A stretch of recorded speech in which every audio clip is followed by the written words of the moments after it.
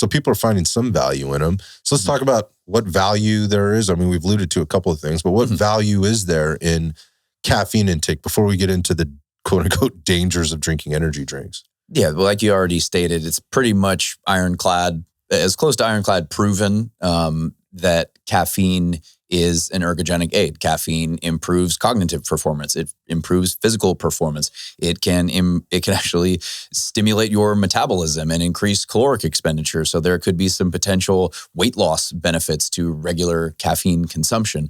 So caffeine is, when consumed responsibly, I see caffeine as almost nothing but a positive. There's actually really few adverse side effects if you have a normal tolerance to it and if you have some idea of what an appropriate caffeine intake is. So let's talk about some of those numbers, right? So what is considered a safe number or safe level with regard to caffeine consumption on a daily basis as defined by what? What are we talking about, the USDA? Yeah, I believe it's the FDA, maybe the USDA, one of those governing bodies, as well as the European Food Safety Authority. Yep. So they're pretty tight. Yeah. So if you trust everything in Europe more than our regulations here in the US, which you probably should, both governmental agencies set the mark at 400 milligrams is considered the upper limit of a safe daily intake. So if you are consuming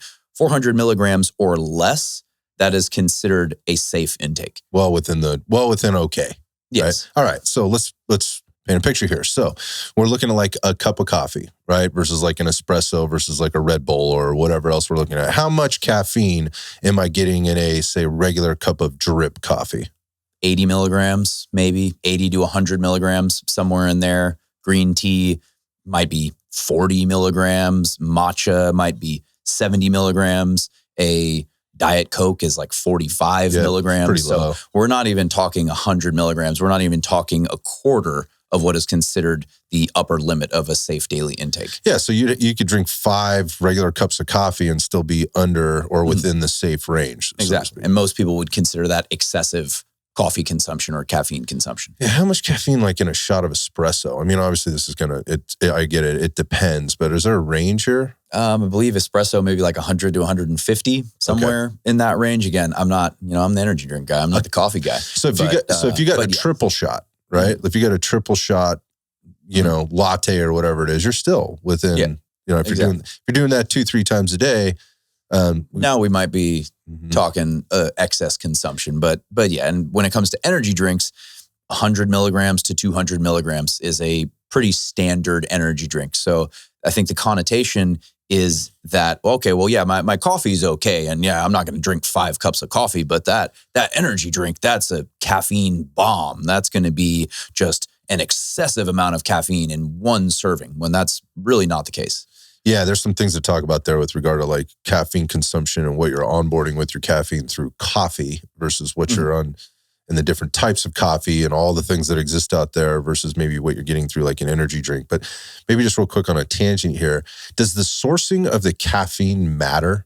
Like with regard to potency, can we talk about that a little bit? Maybe not potency, but maybe the additional potential benefits. So, I mean, your naturally derived caffeine from like a coffee bean or something like that, versus the synthetic caffeine that's usually in like pre-workouts or some energy drinks, the caffeine anhydrous or anhydrous. So, I mean, when it comes to if I'm drinking naturally sourced caffeine, there may be some additional antioxidants that's in a coffee or something like that, additional polyphenols. Actually, somebody told me just the other day, one of my clients who's a naturopathic doctor, that coffee is the number one source of polyphenols, number one source of polyphenols for human consumption. Yeah, for American consumption. That makes sense. We drink a lot of coffee here. We're not eating fruits and vegetables, but we're drinking plenty of coffee. So yeah, that you could, there could be a difference between the naturally sourced caffeine versus the synthetic caffeine, but in terms of potency, that's not something that I have, that's not something I'm familiar with.